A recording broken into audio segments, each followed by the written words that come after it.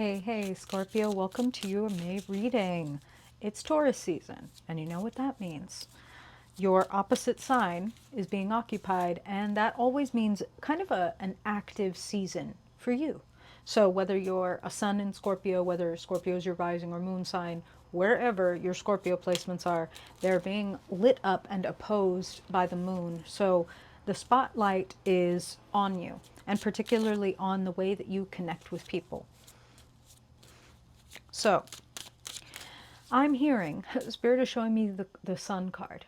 And they're saying, we would love for you to take some great guidance from your opposite sign Taurus this month and really sink into and enjoy the moment as much as possible. Scorpios are, we are known for being intense, for being enraptured and embroiled and all those kind of words, right? And Taurus is revered for its simplicity, its straightforwardness, its enjoyment of the five senses and what is here present in the moment, not, what's deep and hidden underneath or what happened long ago or what could happen. It's what's right here. Ooh, this bread with some butter on it is really delicious. Or, wow, the sun is really shining today. Let me take a moment to turn my face up and let it really soak in. That sort of thing. And that's what they're showing me. And they're being very like literal with the sun. So that's very interesting. Let's see if it pops up in your reading. We haven't gotten to your cards yet. We'll get into that now. Glad to have you here, Scorpio. As always, wow, we are going to pull a persona card to look at hello, come back, how you're showing up this month, what Spirit wants you to be aware of about yourself when it comes to gifts, skills, anything that they want to highlight about you. Then we are going to pull cards for the past, the present, and the future.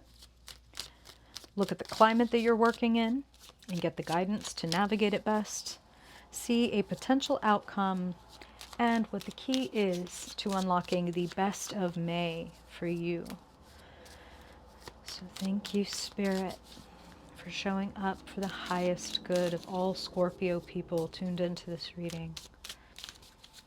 You know their backgrounds, you whisper to them, you lead them, you guide them, Spirit. Now we invite you to share what they need to know for their highest good, their joy, contentment, fulfillment in the month of May, Spirit. What is Scorpio's story in the month of May?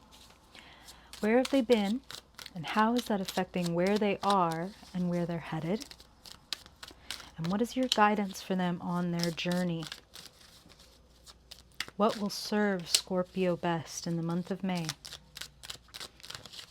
I know what they're working with, how things could potentially go, so that Scorpio knows, do I steer clear or do I steer toward?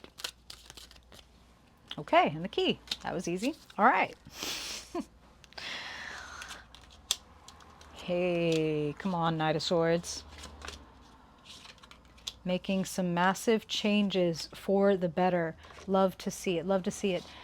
I want to counsel you not to be impatient, Scorpio. I feel like things can turn out, honestly, extremely well. Look at the Ten of Cups sitting in the future. Things can turn out extremely well, but there may be some temptation to like cut people off or to react as opposed to respond. Okay? It sounds like they're synonyms, but they're really not. When somebody sends me this text, I might react, right? And like, I can't believe you said. Or I can take my time. I could sit back and read it, take it in. And when I'm ready, when I've settled myself and I know exactly what I need to say, I can respond. So I want to encourage you to do that. Because the Knight of Swords is a powerful card. And it can leave people and even yourself feeling a little bit cut off if you're running by impatience as opposed to, okay, here's something that I'm hearing is like, you cannot fix it all yourself or make it all happen yourself. There's other people involved in this. And I mean this many different ways. It's like there's family that's involved and they have to make their decisions or they need to make their life choices. Like as powerful as you are, you cannot grab things from other people and like take care of them for them, right? So there's a little bit of sitting in the guidance position, the Hanged One. There's a little bit of let go, let God. There's a little bit of like, okay, you know what Spirit said earlier about Taurus being like, wow, right here where I'm standing, what's right here? The Hanged One is all about reflection. The world has been turned upside down for you in some way, and it's asking you to look at it with new eyes. It's asking you to notice things that you might not have noticed before. Spirit's reminding me of an exercise from an old book called Drawing on the Right Side of the Brain. And one of these exercises to learn how to draw is to draw something upside down. So it's like, yes, if normally you would draw a chair and you would just boop, boop, boop, boop, boop, draw it like that. But when you're drawing something upside down, you have to really think about it. And that draws you into the details and makes new things happen and makes your brain think in a different way, right? So that's what Spirit is saying, is like you're getting an opportunity to, even though you might feel like things are really turned upside down, what am I noticing though?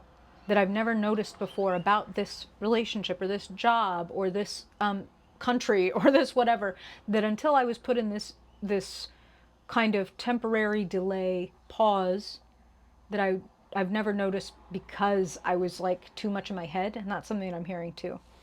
Okay, so let's talk about your card. Sitting in the recent past, the Wheel of Fortune, pushing forward, making progress.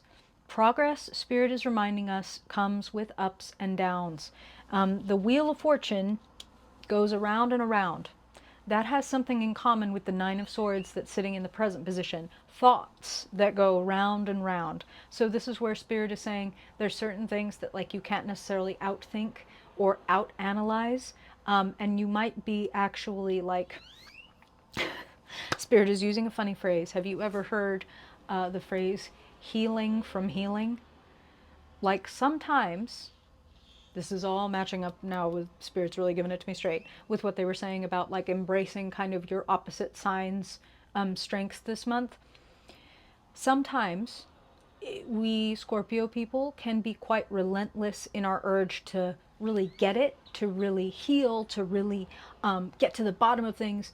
And Spirit is like, imagine if somebody has, you know, you have a cut on your arm, and a Scorpio approach to making sure that that is healing correctly might be to come day after day and scrub, scrub, scrub, scrub, scrub, scrub. You know what I mean? Because like, no, I don't want no bullshit. I want to make sure everything is clean and clear, very scorpionic, detective, uncovering, etc., right? And willing to put up with some pain and some intensity if it means that things are going to be real and things are going to heal and all of that stuff, right? But Spirit is like, but you know that if every single day you're showing up and you're scrubbing, scrubbing, scrubbing this wound, it never actually gets a chance to heal. It never gets a chance to calm down and have some space and do its own work, right? So Spirit is saying, if you know that there's a place in your life where you might be doing that, and for some of you this involves trying to heal for other people. It's like, if I could just show them how to heal, if I could just show them that this is what their issue is, and you might be right, you might be right. And Hanged One, that person or that situation is also on their own time, and they have their own story and their own, you know, Spirit is using the word karma, and that's related to the Wheel of Fortune, so that's unsurprising.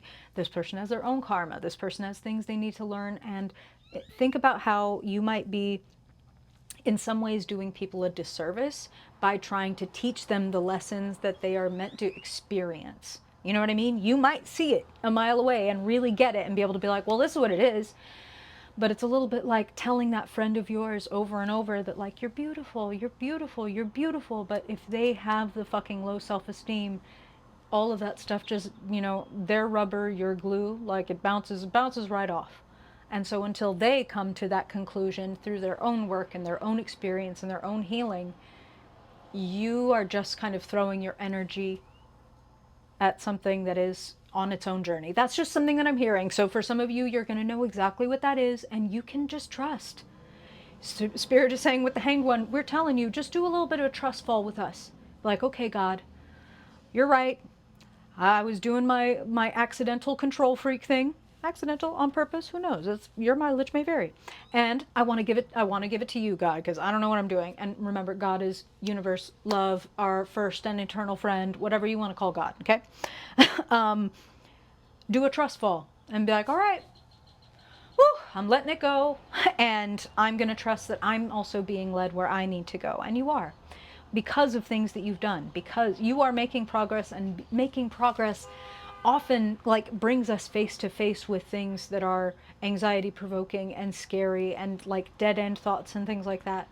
The wheels on the bus go round and round. That means there's ups and there's downs to the progress that we make. So please trust that even if you find yourself at points at like a low point or in a low mood or in an anxious place, do not think that that means you haven't made progress. Don't think that that means the wheel has turned back. It's just that it turns around and around. And honestly, I feel like things are very much moving your way. It's just like you might be team do too much this month. And it's like, do less. Do a little less. If you can, think a little less. Now, some of you, you know that there is something that you're done with. You are over it. And it's okay, this is the rub of doing general readings, okay? There's a few different vibes here in this reading. For some of you, it's straight up, okay, Knight of Swords, be careful that you don't, cut off your nose to spite your face, but you are not wrong that there is something that you want to put a stop to, that you are done thinking, talking about, and you just want to cut it off and you just want to be done. As long as you are responding rather than reacting, go ahead and put that thing to an end. 10 of Swords sits in the key position. So the key to unlocking this reading is accepting defeat in one area of your life. And Spirit is saying for a lot of you, that whole letting go and letting God thing could feel like a sense of defeat. Like, oh, I couldn't get this person to, I'm hearing this, get sober. That's not for everybody. That's for somebody the Spirit is talking about. I couldn't help my partner embrace themselves and have good self-esteem. Whatever. I need to let that go and trust that there is something that they need to be doing that has nothing to do with me, and I need to let go, let God. And Spirit is saying, Ace of Pentacles is sitting in the climate and energy around you. A blessing is coming to you, like an amount of money or a new resource, a job offer, a little bump in income. And there are so many good things to celebrate here. 10 of Cups sits in your future. 10 of Cups is overjoyed, overwhelming joy. And it's not just you. It's not just 9 of Cups where it's like, ah, yay, me. It's the joy that I'm having is shared among friends, lovers, compatriots. Spirit is saying there's a sense of it's the opposite of the 10 of Swords. The 10 of Swords is lonely, it's dry, it's accepting defeat. And the 10 of Cups is my cups runneth over. It's the opposite of that dry, arid, unfun, unloving atmosphere. So if there's somebody that makes you feel dry and like lonely and bereft, that's what that is. And you can, quote unquote, give up on it and let go, let God, and say, okay, God, I'm putting it in your hands. You will end up at the 10 of Cups if you do that. The blessings, Ace of Pentacles, are coming. They're right here in the climate. They're showing up for you.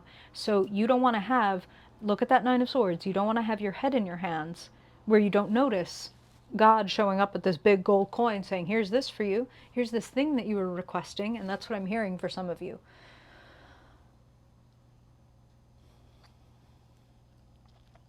The 9 of Swords, or I'm sorry, the 9 of Wands as the potential outcome says to me that some of you could decide in all of your Scorpio power, which you are very powerful, you could decide, I'm not ready to end this or let this go. I'm going to stick with it. I just feel like I need to. And you know what? If you feel like you need to, then that's the right decision. A reminder from Spirit that they really tell me in so many ways, and this is going to sound very strange, but don't matter to Jesus, right? There are no wrong choices, because the lesson that we needed is at the other end of every quote unquote wrong choice. That's how we learn, right? So even if some of you decide to stick with something that may ultimately end up at a 10 of Swords place anyway, you can't leave before you're ready to leave.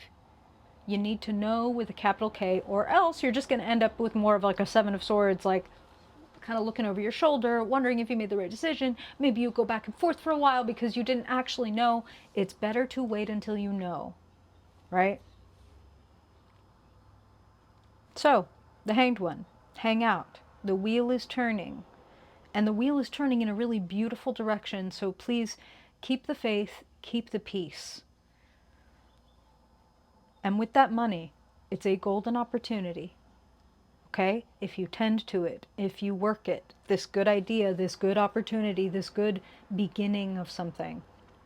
So Spirit is saying for some of you, it's cultivating your money and growing and saving your money. For some of you, it's like you're growing a following. For some of you, it's a job offer or opportunity that, like, if I work at this, I could make my way up, up, up and grow, grow, grow in this company or in this position or in this new career path that I'm stepping into. All new things with that ace. The new stuff is better than the old stuff. And if you don't see the new stuff yet, make like the Hanged One and chill. And just notice what life is showing you and what you're noticing that was not showing up to you so strongly before. Last thing I want to point out in that Nine of Swords, that person is sitting right on top of a trap door.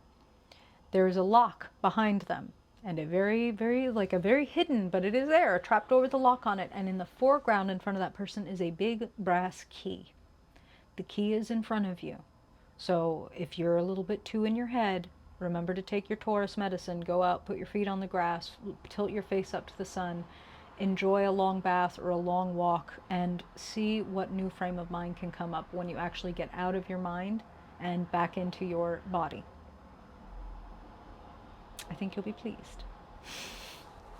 Thank you, Scorpio. I hope that this is helpful. I appreciate you. Like if you liked it, dislike if you didn't, subscribe if you vibe, and I hope I will catch you at the Saturday Live. Till then, bye, Scorpio.